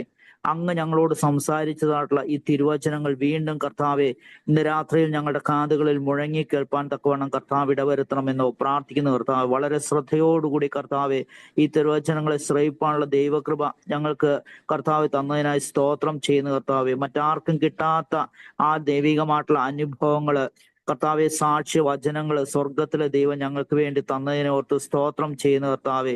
ഈ ചരിത്രം ഉറങ്ങുന്ന ഈ ദാനിയേൽ പ്രവാചകന്റെ പുസ്തകത്തിലൂടെ കർത്താവെ ഞങ്ങൾ കടന്നു പോകുമ്പോൾ കർത്താവെ ഹാലലിയ കർത്താവെ അനേകം ഹാലലിയ കർത്താവെ മക്കൾക്കത് പ്രയോജനകരമാകുന്ന തരങ്ങളിലേക്ക് സ്വർഗത്തിലെ ദൈവം ഞങ്ങളിലൂടെ പ്രവർത്തിക്കുമെന്ന് ഞങ്ങൾ വിശ്വസിച്ചു പ്രാർത്ഥിക്കുന്ന കർത്താവെ. ഈ ദേശത്ത് ഹാലലിയ എന്ന കർത്താവ് ഈ പ്ലാറ്റ്ഫോമിൽ കടന്നൊരു ലോകത്തിന്റെ വിവിധ ഇടങ്ങളിൽ നിന്നും വിവിധ രാജ്യങ്ങളിലൂടെയും കർത്താവെ കടന്നു വന്നിരിക്കുന്ന അനേകം ദൈവദാസന്മാർ ദൈവമക്കളെ എല്ലാം ഓർത്തു പ്രാർത്ഥിക്കുന്നു, അനുഗ്രഹിച്ചു പ്രാർത്ഥിക്കുന്നു. കർത്താവിന്റെ കൃപ കൂടെ ഇരിക്കുന്നതിനായി സ്തോത്രം. ഈ പ്ലാറ്റ്ഫോം ലീഡ് ചെയ്യുന്ന ദൈവദാസനെ ഓർത്തു പ്രാർത്ഥിക്കുന്നു, അനുഗ്രഹിച്ചു പ്രാർത്ഥിക്കുന്നു. കർത്താവെ അങ്ങയുടെ കൃപയാൽ പൊതിയണം. കർത്താവെ തിരുവചനം വായിച്ച് സഹായിച്ചിട്ടുള്ള കർത്താവിന്റെ ദൈവദാസിമാരെ ഓർത്തു പ്രാർത്ഥിക്കുന്നു, അനുഗ്രഹിച്ചു പ്രാർത്ഥിക്കുന്നു. കർത്താവിന്റെ കൃപ കൂടെ ഇരിക്കുമാറാകണമെന്ന് പ്രാർത്ഥിക്കുന്നു. അങ്ങ് ഞങ്ങളുടെ പ്രാർത്ഥന കേട്ടിരിക്കുന്നതിനായി സ്തോത്രം. സകലത യേശുവിന്റെ നാമത്തിൽ തന്നെ. ആമേൻ. ആമേൻ. സാറ് ആശീർവാദം പറഞ്ഞാട്ടെ സാറേ. പിതാവായ ദൈവത്തിന്റെ സ്നേഹവും പുത്രനായ യേശു ക്രിസ്തുവിന്റെ കൃപയും പരിശുദ്ധാത്മാവിന്റെ സംബന്ധവും സഹവാസവും നാം എല്ലാവരോടും കൂടെയും നാം പ്രാർത്ഥിച്ച എല്ലാ വിഷയങ്ങളോടുകൂടെയും ഇവിടെ വന്നിരിക്കുന്ന എല്ലാ പ്രിയ വിശ്വാസികളോടും ലോകമെമ്പാടുമുള്ള വിശ്വാസികളോടും കൂടെ ഇപ്പോഴും എപ്പോഴും കർത്താവിന്റെ വരവോളം ഉണ്ടാകുമാറാകട്ടെ. ആമേൻ. കർത്താവായ യേശു ക്രിസ്തു മുഖാന്തരം നമുക്ക് ജയം തന്ന ദൈവത്തിന് സ്തോത്രം. ഹല്ലേലൂയ, ഹല്ലേലൂയ, ഹല്ലേലൂയ. ആമേൻ. കർത്താവായ യേശുവേ വരണമേ. എല്ലാവർക്കും നന്ദി. സഹായിക്കട്ടെ. മൺഡേ വൈകിട്ട് നമുക്ക് വീണ്ടും കാണാം. Good night.